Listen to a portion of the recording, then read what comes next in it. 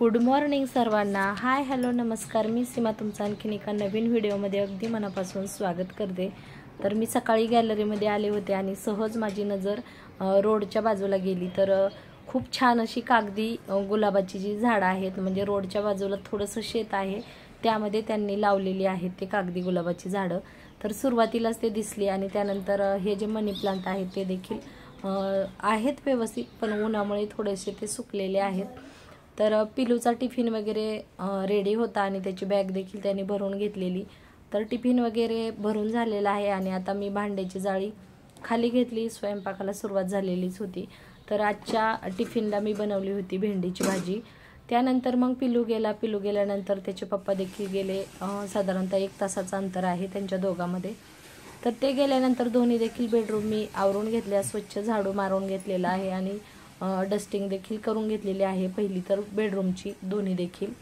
त्यानंतर लगेचच मी basin, toilet आणि बाथरूम म्हणजे माझी आंघोळ वगैरे झाल्यानंतर हे सर्व मी लगेचच आवरून घेते, जेणेकरून मला पुढील जी काम आहे ते करायला सोपं जातात. या ठिकाणी तुम्ही पाहू शकता खूप सारा किचनवरती पसारा होता.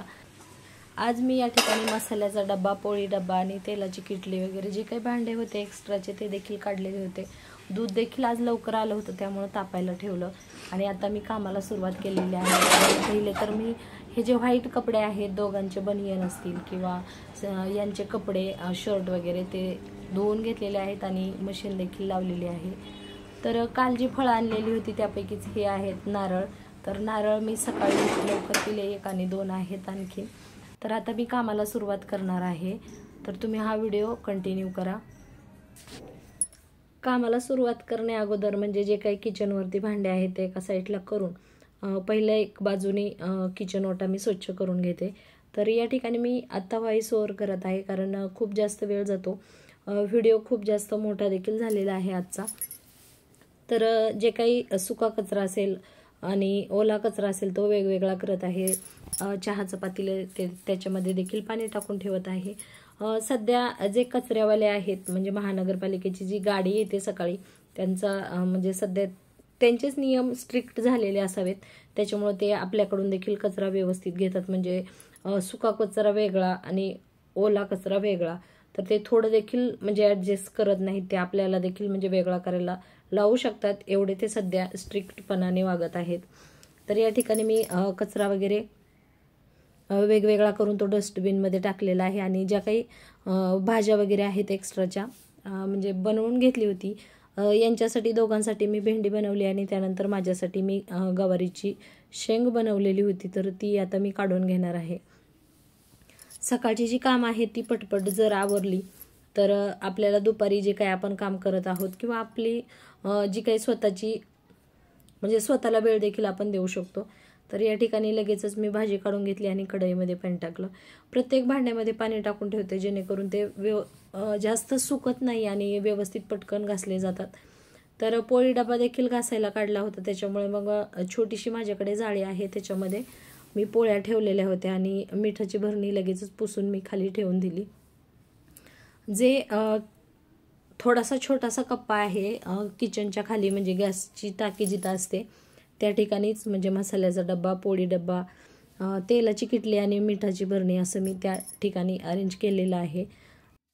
रोज सकाळी मी किचन ओटा घासून काढते, संध्याकाळच्या वेळेस फक्त पुसून घेते. या ठिकाणी मी जे आपलं सोप लिक्विड आहे आपलं हात धुण्याचं ते मी 1 बॉटल भरून ठेवलेली आहे त्या ठिकाणी आणि त्यांनी थोडंसं टाकल्यानंतर जे काही तेलकट वगैरे डाग उडाले असतात म्हणजे इकडच्या साईडला जास्त नसतात, परंतु तरी देखील भांडे वगैरे घासताना तेलकट पाणी इकडं तिकडं जातं, त्याच्यामुळे लगेचच मी स्वच्छ करून घेतलेलं आहे.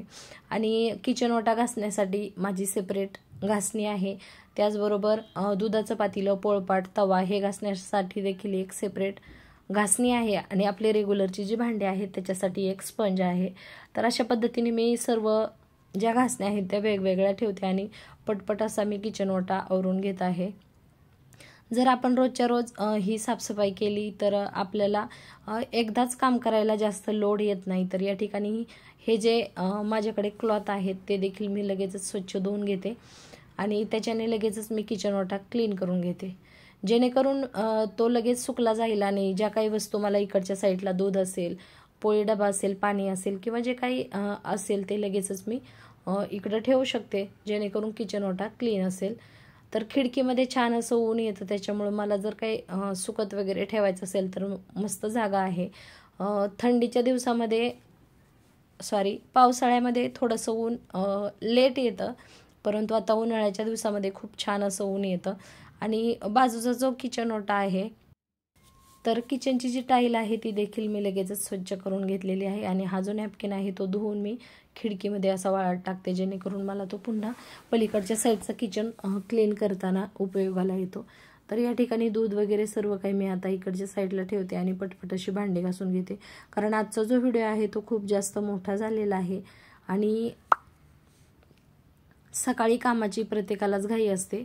तर आपण भांडी वगैरे घासून झाल्यानंतर जो आपला सोप असतो तो देखील स्वच्छ धुवायचा आहे आणि ज्या घासण्या वगैरे आहेत त्या देखील छान अशा धुवून घ्यायच्या आहेत. थोडीशी भांडी तेलकट वाटत आहेत आजचे, त्याच्यामुळं मी जे आपला भांड्याचा सोप आहे त्याच्यामध्ये थोडासा निरमा टाकलेला आहे आणि थोडंसं भया पावडर देखील टाकलेलं आहे, जेणेकरून खूप छान अशी भांडी निघली जातात. आणि माझा साज तयार झालेला आहे. मी ॲप्रॉन घातल्याशिवाय मला भांडी घासता येत नाहीत, कारण मला ती खूप दिवसापासूनची सवय एक झालेली आहे, जेणेकरून मग ती पटपट अशी घासली जातात आणि गाऊन देखील खराब होत नाही.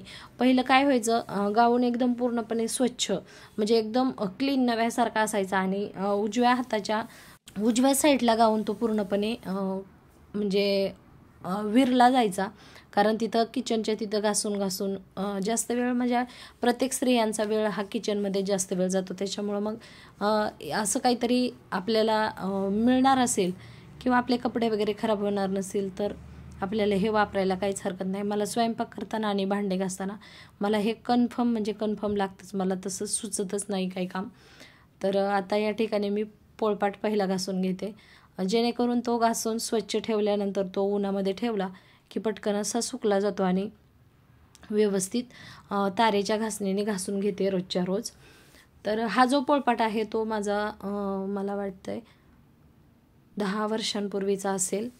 मी पेठच्या यात्रेतून हा पोळपाट घेतलेला आहे आणि त्याला एक थोडंसं छिद्र देखील पडलेलं आहे. आता त्याच्यामध्ये पीठ वगैरे जाऊन बसतं आणि मग मी कशाने तरी टोकरले तर ते मग आणखीन जास्त होत चालले, परंतु खूप छान असा पोळपाट आहे, कारण पोळ्या लाटताना तो अजिबात हलत वगैरे नाही. तर आता पोळपाट झालेला आहे आणि एक एक करून मी हे जे भांडे आहेत, म्हणजे तेलाची किटली असेल, हे जे सर्व भांडे आहेत ते तेलकट असल्यामुळंच आज मी भया पावडर आणि निरमा घेतलेला आहे आणि छान असं ते व्यवस्थित घासून घेणार आहे. तर रोजची कामं करताना आपण जर असं काही करत राहिलो, म्हणजे थोडं जर कामं काढत राहिलो तर आपल्याला एकदाच ही कामं म्हणजे आपल्यावरती लोड येत नाही आणि आपलं घर देखील छान स्वच्छ असं राहतं. तर सध्या तब्येत बरी नव्हती, त्याच्यामुळं मग एवढं काही विशेष माझं किचनमध्ये लक्ष देखील नव्हतं. जरा जास्तच तब्येत खराब झाली होती आणि आत्ता वाजलेले होते 12.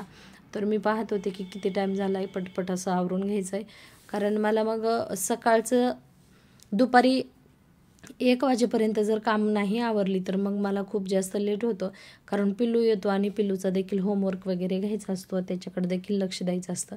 जर मी मग माझीच कामं करत बसली तर मग त्याच्याकडे लक्ष द्यायला मला वेळ भेटत नाही. त्याच्यामुळे मग मी या ठिकाणी आता कामाशी पटपट आवरून घेत आहे. तर तुम्ही हा व्हिडिओ कंटिन्यू करा. तर आता भांडी वगैरे झालेत, भाजीपाला जो होता तो देखील स्वच्छ करून घेतला, किचन ओटा पूर्णपणे क्लीन करून घेतला आहे आणि लगेचच मी डस्टिंग देखील करून घेतलेलं आहे. ह्या ज्या किचन ट्रॉली आहेत त्या रोजच्या रोज पुसाव्या लागतात, कारण पाणी वगैरे पडतं भांडे घासताना आणि पोळ्या वगैरे बनवताना देखील पीठ वगैरे पडतं. जर ते नाही पुसलं, जर ते व्यवस्थित नाही क्लीन केलं तर झुरळ लगेच होऊ शकतं, त्याच्यामुळे रोजच्या रोज डस्टिंग करूनच घ्यायला लागते. त्यानंतर लगेचच मी टीव्ही नीट ते देखील व्यवस्थित क्लीन करून घेतलं, जिथपर्यंत हात पुरतोय तिथपर्यंत मी रोजच्या रोजच हे क्लीन करत असते. तर आता झालेली आहेत त्या ठिकाणी मी जे काही एक्स्ट्राची भांडी म्हणजे मसाले डबा, पोळी डबा आणि तेलाची किटली हे जे घासून घेतलेलं आहे ते छान असं वाळलेलं आहे. आता कपड्याची मशीन देखील झालेली आहे, ही भांडी मी आतमध्ये घेते आणि कपडे वाळत टाकते.